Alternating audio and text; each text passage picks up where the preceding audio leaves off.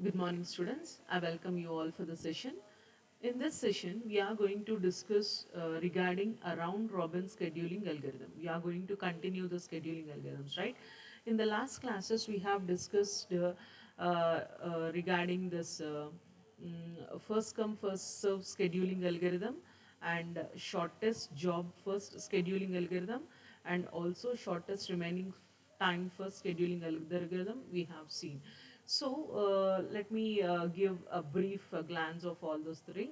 Like first come first serve in the sense like uh, which process comes first, we'll be going to allocate that process to the CPU.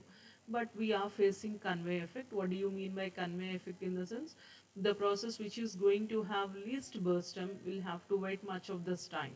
So that is the conveyor effect. In order to overcome that, we have gone for shortest job first. Like in that shortest job first, what we have done, shortest job first, like we'll be going to have uh, starvation and aging, fine. Shortest job first in the sense which is going to have the short burst time will be keep on executing. So the job which is going to have highest burst time is going to starve, is going on, keep on waiting, that we call it as a starvation. And how we have avoided that starvation in the sense by making use of aging. What do you mean by aging? In the sense like when we have executed one process, we are going to reduce the process burst time, which is having the highest burst time process, we are reducing it by 1. Like that, after some time, that highest burst time process will be going to have least burst time, so then we are going to execute it. So that will be in shortest job first, like we will be going to have non-preemptive and preemptive. Shortest job first is non-preemptive, where we can find a starvation, and when it comes to preemptive, it is the shortest remaining time first. So we have seen both non-preemptive and preemptive. What do you mean by non-preemptive? In the sense, we can't stop the process in the middle.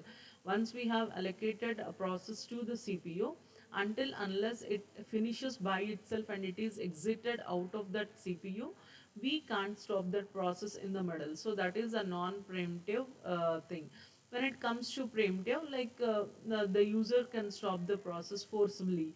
Like if any high priority process comes in the scenario, means like we'll be going to stop the process which is currently executing, and we'll be going to give the high priority process to the CPU. So that is a preemptive.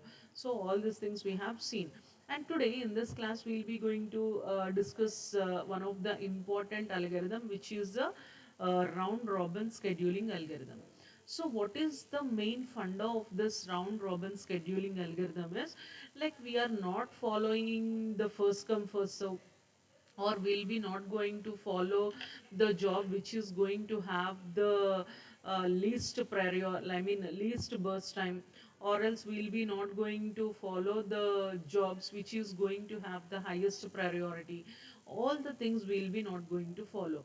What is the main concept over here is, like we'll be going to give equal importance or equal priority to each and every process, irrespective of their burst times or irrespective of their arrival times, fine. So even though the process which is having the highest priority, like we are going to see that process as equal with the other processes. So the basic today we'll be going to see this round robin scheduling algorithm. So the basic fundamental is that, like giving equal priority. So this is the basic fundamental of this round robin scheduling algorithm. So we are going to give equal priority, fine. How we are going to give equal priority? In the sense, by making use of time quantum,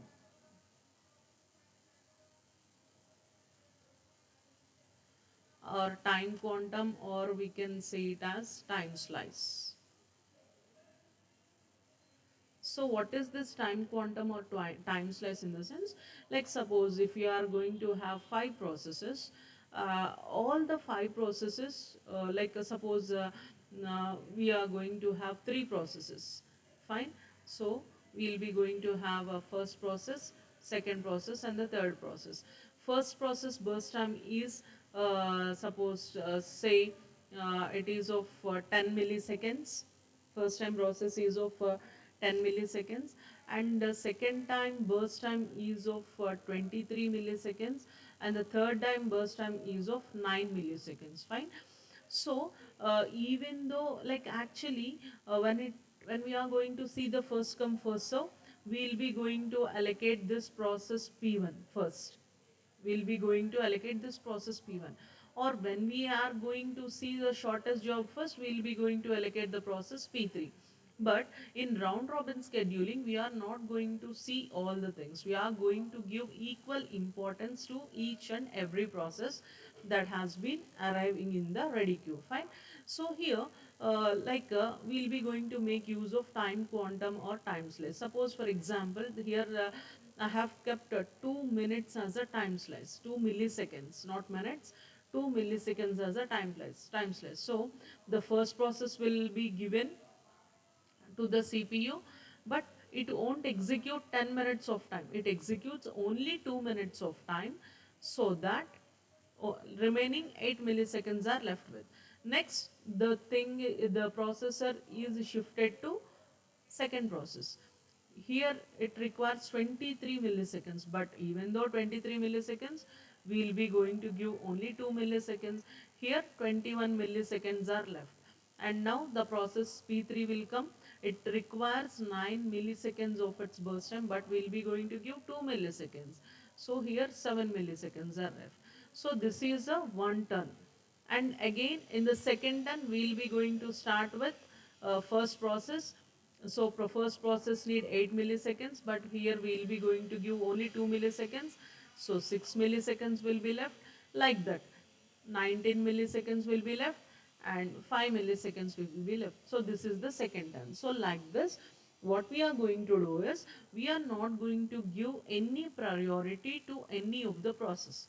We will be going to consider each process as an equal importance. So we are going to keep a time slice or a time quantum, so that each process will execute that much amount of time only, so that we'll be not going to face much of the trouble. So that is the main funda of this round robin scheduling algorithm. So majorly this round robin scheduling algorithm is a primitive scheduling algorithm. So it is not a non-primitive. So it is a primitive scheduling algorithm. So this is a primitive process scheduling algorithm.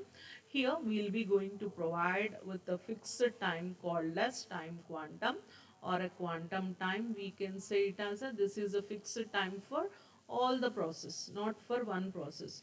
Fixed time for all the process, that we call it as a time quantum. So once a process is executed for a given period of time, that means if I said 2 milliseconds, if a process has been executed for 2 milliseconds, it is preempted. Preempted in the sense, it is taken out. It is taken out, and the CPU is given to the another process. So that is the basic funda of this round robin scheduling algorithm. Here context switching is going to be done. Why? Because as I have seen before, three process in the sense, this is going to do 2 milliseconds, then context switching is going to be done to second process. Context switching in the sense, we are stopping in the middle and giving to another process. When we are going to stop, as we have seen in the earlier context switching, when we are going to stop this process P1, what we have to do is, we have to save the details of process P1 in the, where we are going to store, process control block.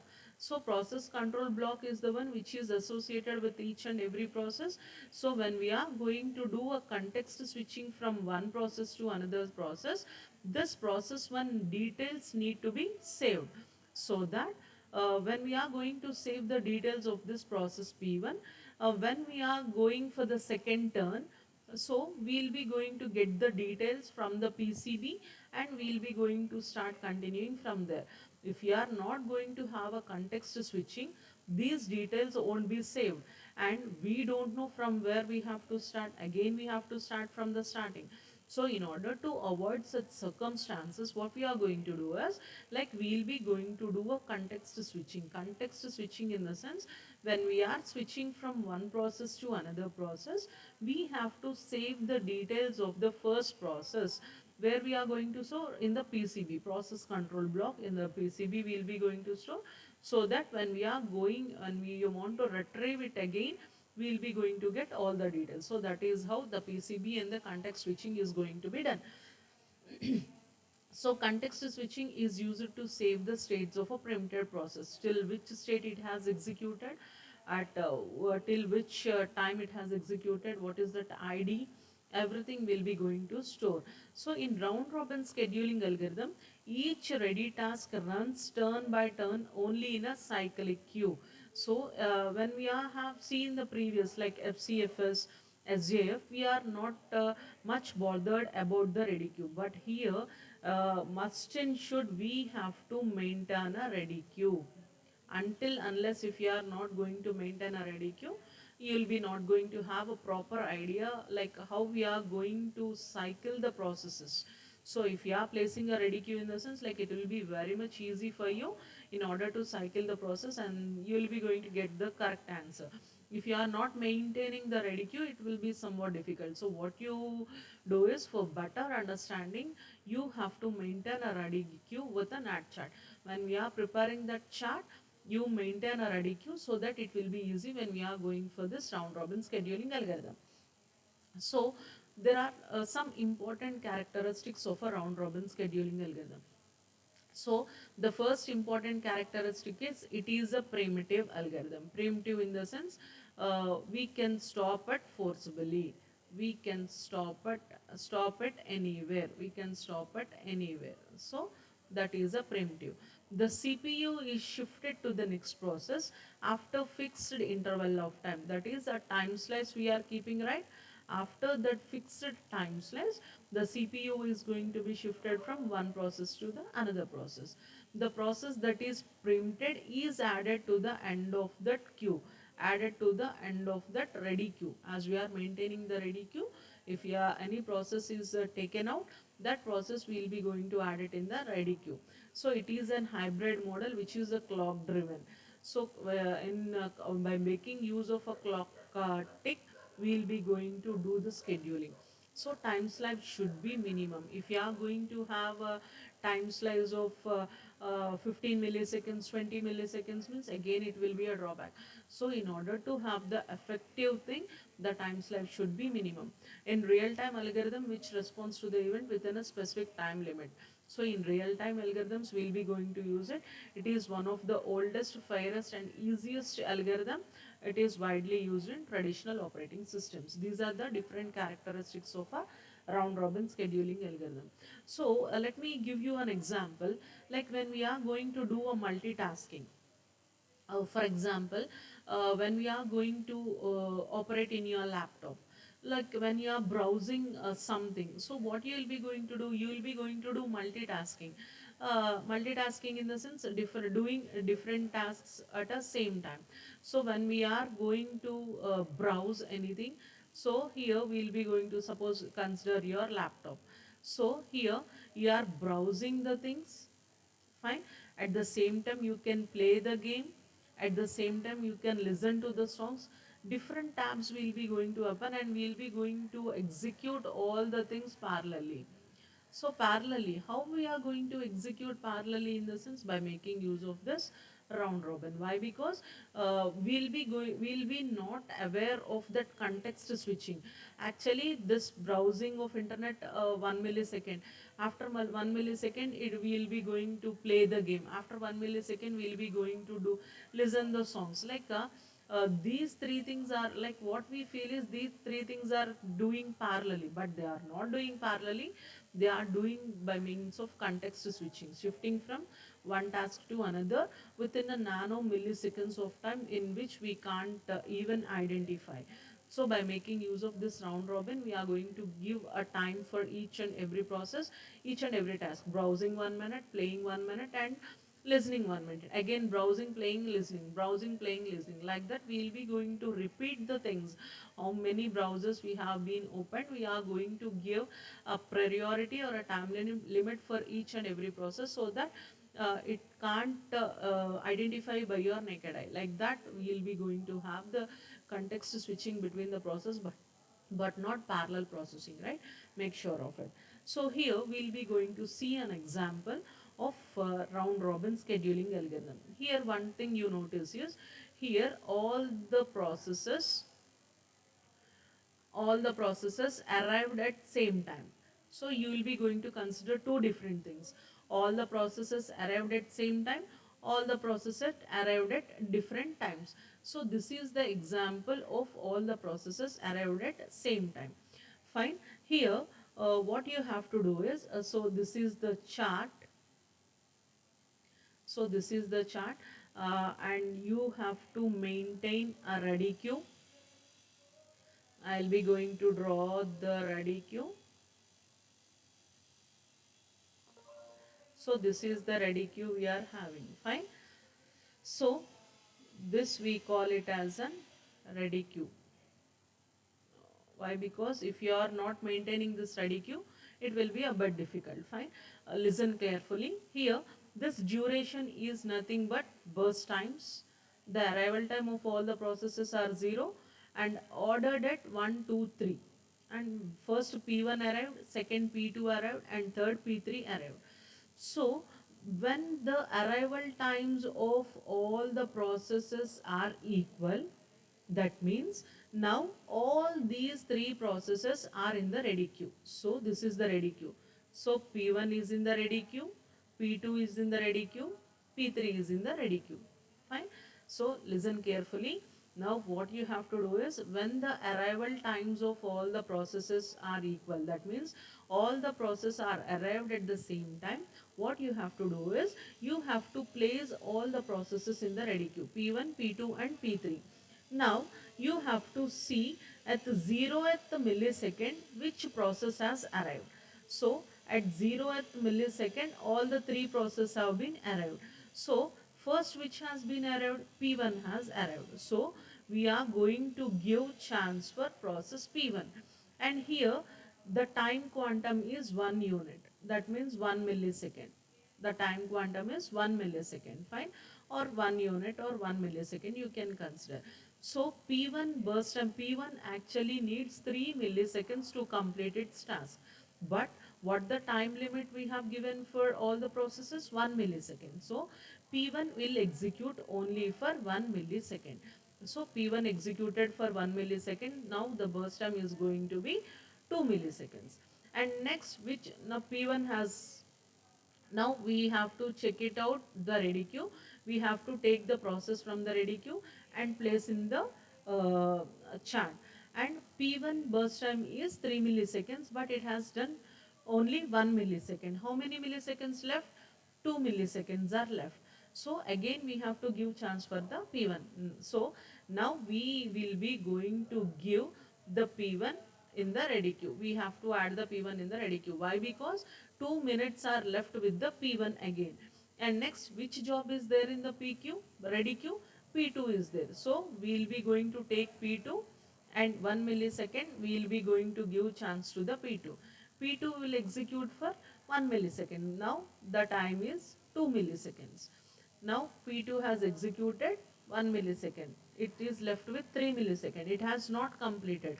So again we have to add this P2 over the ready queue. And again, which is there in the order? P3 is there in the order. So we have to give P3. P3 executes for 1 millisecond. That means P3 executes for 3 milliseconds. 3 milliseconds. So it burst time is going to be reduced to 2. It has not completed. So again we have to add the P3 over here. So one turn completed. Next, which is there in the ready queue? P1 is there in the ready queue. Now we will be going to take P1 at, so we will be going to give P1. So P1 needs how many milliseconds? 2 milliseconds. But we will be going to give only 1 millisecond, and 1 millisecond is left out. So we have to add P1 back again to the ready queue. P1 executes for 4 milliseconds. And next, which is there in the order, P2 is there. So we'll be going to keep P2. How much time P2 needs? P2 needs 3 milliseconds of time, but we have to give only 1 millisecond, so it is left with 2 milliseconds. As it is left with 2 milliseconds, again we have to add P2. Fine. Next, P3 will come. P2 will execute for 5 milliseconds. Next, P3 will come. P3 needs 2 milliseconds, but we'll be going to give 1 millisecond. So still 1 millisecond is left. So again we have to add P3 over here. So 6. Again P1 is there in the order. So we'll be going to give chance for P1. Now 1 millisecond over. So P1 has completed its task. So now we need not keep P1 in the ready queue back. Why? Because its burst time is completed. So we'll be not going to do anything. So this P1 will execute for 7 milliseconds. Next, which is there in the order? P2 is there in the order. Like we'll be going to make P2. P2 executes for 1 millisecond and it is left with 1 millisecond. As it is left with 1 millisecond, we have to enter P2 again and 8, and again which is there in the order, P3 is there in the order. So we'll be going to get P3. P3 needs 1 millisecond. So now P3 task also completed. So we need not get back P3 again into the ready queue. Why? Because P3 has completed its task. P3 executes for 9 milliseconds and finally P2. P2 is the only thing left. P2 has 1 millisecond. So we'll be going to left with 10 milliseconds. This is how you will be going to prepare a round robin scheduling algorithm in a circular manner. Fine. You have to consider the arrival time plus burst time. At what time it has been arrived. If all the arrival times are equal, we have to check only the burst times. If the arrival times are not equal, we have to calculate, we have to see both the arrival times as well as the burst times. Clear? So you have to do, you have to practice once or twice so that you will be going to have very much flexible. Fine. Uh, so this is how round robin scheduling algorithm is going to be done. So three processes like durations, order, in which order they have arrived. So like we have given a time slice of 1 unit, only 1 unit we have to do, 1 2 3 4. If time slice is 2 units, 2 4 6 8, like that you will be going to do. So this is an example if all the arrival times are equal. Fine. If all arrival times are equal and they have ordered in 1 2 3 order, this is the thing we have to do. Now I'll be going to show you another example, like if these arrival times are different. Fine. So when the arrival times are different, like how you'll be going to do, we'll be going to see now. So we'll be going to continue with an example like whose arrival times are different. Fine. Suppose this is consider this example whose arrival times are different. So P1 arrived at 0, P2 arrived at 5, P3 at 1, P4 at 6, P5 at 8. So these are the burst times. Burst times are nothing but time required for the process to complete its task. Listen carefully. So here we'll be going to maintain a ready queue. This is the ready queue. So listen carefully how I'm doing. Fine. You practice more problems so that it will be very much easy to you and you will be very much familiar in doing those programs. Fine. So fine. At 0th millisecond, which process came? P1 process came. Any other process is there over here? No other process. So at 0th millisecond, only P1 process is there. So we'll be going to get that. We'll be going to get this P1 process and we'll be going to admit over here. So what is the time quantum we have given? 3 milliseconds we have given. So 3 milliseconds we have to give for each and every process. So this P1 will execute for how many milliseconds? 3 milliseconds. But P1 needs how many milliseconds? 8 milliseconds. How many milliseconds left? So 5 milliseconds are left over. So 0, 1, 2, 3. 3 milliseconds. During the P1 is executing, during 0, 1, P1 has been executing for 3 milliseconds. During this 1, 2 and 3 milliseconds, what we have to do is we have to check any process have been arrived in the between 0 and 3. So between 0 and 3 any process has been arrived. So only P3 process has been arrived. Why? Because it has arrived at 1 millisecond. So what we'll be going to do is we'll be going to include that P3 process in the ready queue. Why? Because when P1 is doing, P3 already came. So we'll be going to admit that P3 process in the ready queue. And next at 3 milliseconds of time, already one process came, that is P3 process. So we'll be going to give turn to the P3 process. So we are going to give turn to that P3 process. P3 process execute for how many milliseconds of time? 3 milliseconds of time. So P3 process is 3 milliseconds of time. So it has been executed for 3 milliseconds of time. So P1 process has been executed for 3 milliseconds of time. So here in the middle, what is there? P1 has not completed its task. So what we have done is we have to include back P1 again. Fine. If P1 has completed its task, there is no need to include P1 back again.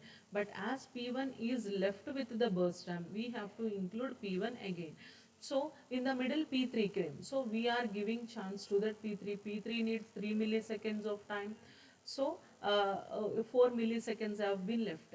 So that the time completion time is 6 milliseconds. At 6 milliseconds we have to check any process came into existence. Yes, at 6 milliseconds P3 has completed. At the same time P4 P3 has completed at 6 milliseconds and P4 has arrived at 6 milliseconds. At this situation, what we have to do is at 6 milliseconds, which process came? P4 process came. So we have to admit that P4 process and P4 process here, and as P3 process has not completed its burst time, we have to admit the P3 process later. So this is how we have to do.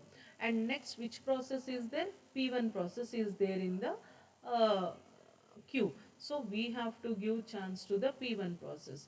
P1 process executes for how many milliseconds of time? 3 milliseconds of time, and it is left with 2 milliseconds of time.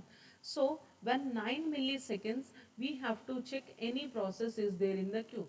As at 9 milliseconds P5 process came, so we have to admit that P5 process, and P1 process has left with 2 milliseconds. Again we have to enter the P1 process in the ready queue. And next, what is there in the ready queue? This is P4. Now we have to give P4 process the turn. P4 process burst time is actually 3. So it has completed its task. So we need not give any back position to P4. So when we are going to give P4, P4 executes for 12 milliseconds, and we are not going to admit P4 process back over here. Why? Because it already completed its task. Next, what is there in the what is there here? P3 is there. So we have to take P3. So P3 is left with 4 milliseconds. So we will be going to have 15, and P3 is left with 1 millisecond. As it is not completed, we have to admit P3 over here. And next, which is there in the order? P5 is there in the order. So P5 we will be going to take. P5 needs 5 milliseconds, but we will be going to give only 3 milliseconds. So, and P5 is going to admit over here. So P5 will execute for 18 milliseconds. As it is not completed, we are admitting P5 over here. And next, P1 is there in the condition. So P1 needs 2 milliseconds of time. It doesn't mean that as we are giving the burst time of 3 milliseconds, we have to give 3 milliseconds. P2, P1 needs only 2 milliseconds of time, so that we'll be going to give only 2 milliseconds of time. So we'll be going to give 2 milliseconds of time. So this is also completed. So P2 to 18 in the sense 2 milliseconds means 20. So we are not going to admit P1 back in the ready queue. And next, which process is there? P3 process is there. So P3 process needs how many milliseconds of time? So here 2 milliseconds of time. So P3 process is there. So here in this way we'll be going to check it out whether all the process has been. Now we'll be going to give P3 process 1 millisecond, and when it comes to the 6, when the time quantum is 6 here, when the time quantum is 6, we have arrived a process P2 also and P4 also. Here before P4 we are going to have the P2 process also. Here at 5 milliseconds we have arrived a process P2 as well as P4. Fine.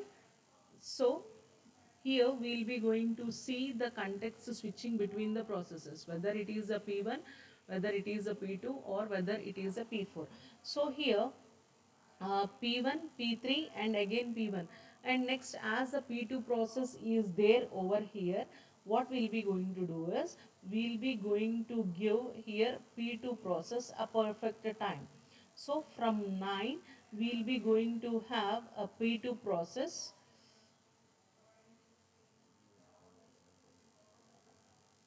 Let me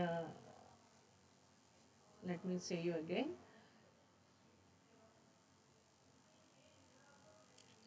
So here the burst times of the processes are, what are the burst times of the process? Here 8 and 2, 7, 3 and 5. So these are the burst times of the processes. Now we have to place a ready queue and you have to place a NAT chart. Fine. See, at 0 millisecond, which process entered? P1 process entered. So P1 process entered. So at 0, this is the ready queue and this is the chart. Fine. At 0 millisecond, P1 process entered, and P1 process, no other process has been entered. So we have to give chance for the P1 process. So we will be going to admit a P1 process over here. As the time quantum is 3 milliseconds, we have to execute 3 milliseconds of time. At 3 milliseconds of time, we have to check any process has been arrived. Yes.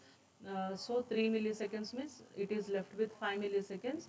At which process entered? So P3 process has entered. So we have to write P3 over here. So P3 over here. So P1 process has left with 5 milliseconds. Before placing it, we have to check any process has been arrived. Yes, P3 process has been arrived. So we'll be writing P3 and then we have to write P1 process. Next, we have to give P3 process. P3 process means its burst time is 7. So it is left with 4 milliseconds of time and it has done till 6. We have to check whether before admitting this P3 process back in the ready queue, we have to check any process has been entered between the span of 3 and 6. So any process has been entered between the span of 3 and 6 in the sense at at 5 P2 has been entered, at 5 milliseconds P2 has been entered. So at 5 milliseconds P2 has been entered, and at 6 milliseconds P4 has been entered, and again this P3 has left with 4 milliseconds, so that we will be going to admit back P3 again in the ready queue. Next, which is there in the process? P1. So we have to give chance for the P1.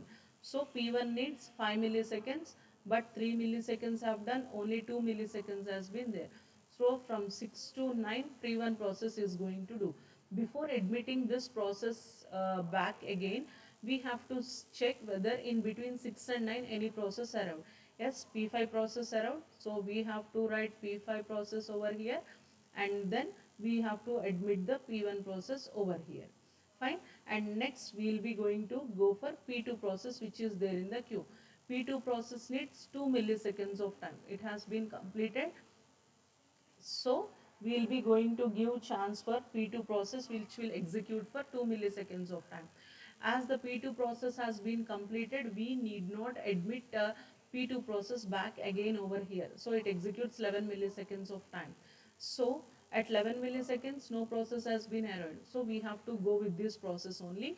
So what's there in the ready queue? P4 process is there, and P4 process needs 3 milliseconds of time, but all the 3 milliseconds it has completed. So 14 milliseconds we will be going to execute P4, and we will be not going to admit P4 back in the ready queue. Why? Because P4 completed its this thing. And next P3 is there, and we have to admit P3 over here. P3 needs 4 milliseconds, 1 millisecond left. Till 17 it is going to be done. Fine. So again this P3 process is going to be admitted over here, and again which is there here, P5 process is there. So P5 process needs 5 milliseconds, but we will be going to give only 3 milliseconds. Here 2 milliseconds are left. So 17, 20 milliseconds. Again P5 process admitted over here. Which is there again? P1 process is there again. So P1 needs how many milliseconds? 2 milliseconds. So till 22 P1 will execute and will not admit P2 back again over here. Why? Because P1 completed its task. And which is there next in the queue in the sense? P3 is there. P3 needs 1 millisecond of time. So till 23 P3 will execute and will not admit back it again. And what is the last one left? P5 process is left, and P5 process will do till 25 milliseconds. This is how we will be going to calculate the NAT chart as well as the ready queue. Now in order to calculate the all the times, first we will be going to calculate the completion time. What is the formula for completion time formula? So here we will be going to have uh, completion time, in the sense what we have to see is we have to check from the back side. We have to check from the back side. So what is the completion time of P1? P1 completed at 22. So this is the completion time of P1. What is the completion time of P2? P2 completed at 11 milliseconds. So this is the completion time of P2. What is the completion time of P3? P3 completed at 23 milliseconds. So P3 completion time is 23, and P4 completion time is 14, and P5 completion time is 25. So this is how you have to calculate the completion time. Next you have to find out the turnaround time. So what is the formula for turnaround time is, the formula for turnaround time is turnaround time is equals to completion time minus arrival time. Fine. Turnaround time formula is completion time minus arrival time. So here completion time is 22. Arrival time is 0. So 22 minus 0 is 22 minus 0 is 22, and here we will be going to have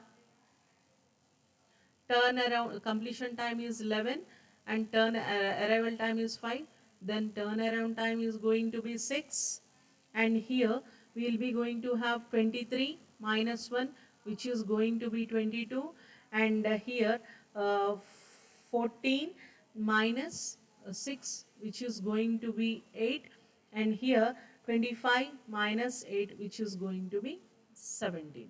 So these are the different turnaround times. Turnaround time is equals to completion time minus arrival time. So this is the formula for calculating the turnaround time. Next we will be going to calculate the waiting time. Waiting time is equals to, what is the formula for waiting time, is equals to turn around time minus burst time. So this is the formula for waiting time. Now, what is the waiting time? So turnaround time is 22. 22 minus 0. So waiting time is equals to turnaround time minus arrival time. So, sorry, turnaround time minus burst time is the thing. So 22 minus 8, which is 14. Here you are writing 22 minus 8, which is 14. And next one, here is 6 minus 2, which is 4. And 22 minus 7, which is 15. And the last one is 8 minus 3, 8 minus 3, which is 5. And the last one is 17 minus 2, 5, which is going to be 12. So this is how we will be going to calculate the waiting times. And finally, the response time. Response time, how we will be going to calculate is, response time is nothing but first time at which CPU allocated. First time at which CPU allocated. For P1, at what time CPU is allocated? 0 allocated minus arrival time. So at what time CPU is allocated? 0, that means 0, the CPU is allocated, minus arrival time is 0. That is, we will be going to have the uh, response time of P1 is equals to 0. Response time of P2. At what time P2 allocated? That is 9 minus 5. Burst time is, arrival time is 5. 9 minus 5, that is equals to 4. Fine. And P3, P3, at what time P3 got the first CPU? 3 milliseconds. 3 minus arrival time is 1, that is equals to 2. And P4, at what time first P4 got its? 11. 11 minus arrival time is 6, that is equals to 5. And finally P5, at what time P5 got its CPU in the sense? 17. 17 minus 8, which is equals to 9. This is how you will be going to find the response time of each and every process. Fine. These are the things in which you need to calculate. So arrival times, burst times, completion time, turnaround time, and the burst time. This problem is with the different arrival times. So this is how you will be going to have the round robin scheduling with the different arrival times and the same arrival times. So advantages of round robin scheduling is, in SJF we have faced the problem of starvation, but here there is no starvation. In FCFS we faced the problem of convoy effect. Here there is no convoy effect. Like all jobs will get the equal priority of time, or equal priority will be going to given to each and every process. So in no total number of process runs on the queue, then you can also assume the worst case also. This is does not depend on the burst time. Here totally depends on the time slice, but not depend on the burst time. So if once a process is executed for a set of period, it has to be preempted and we have to give chance to the another process. So it is allows the OS to make a context switching in the sense saving the state of a process. It gives burst performance. So this is very advantage of round robin. And when it comes to the disadvantages, if the time slice what we are going to be is high, it will be not effective. So that is the drawback.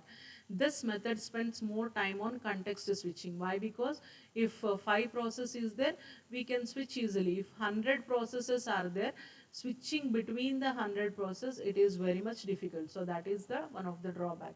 Priorities, we can't give the priorities. Even though a process having the highest priority, we will have to wait till its turn comes and decrease the comprehension. So the headache between that time slicing is going to be decreased. So lower time quantum results in higher context switching. So this time slice is reduced, context switching is high. So if time slice is increased, context switching will be like it will be going to depend on the processes. So quantum is quite difficult task in this system, so we have to give a correct quantum time, which is very difficult. This is how the round robin scheduling algorithm is going to work. You just practice by taking 2 or 3 examples, so that you will be going to have a clear idea in order to solve the problem. Thank you all students, have a great day.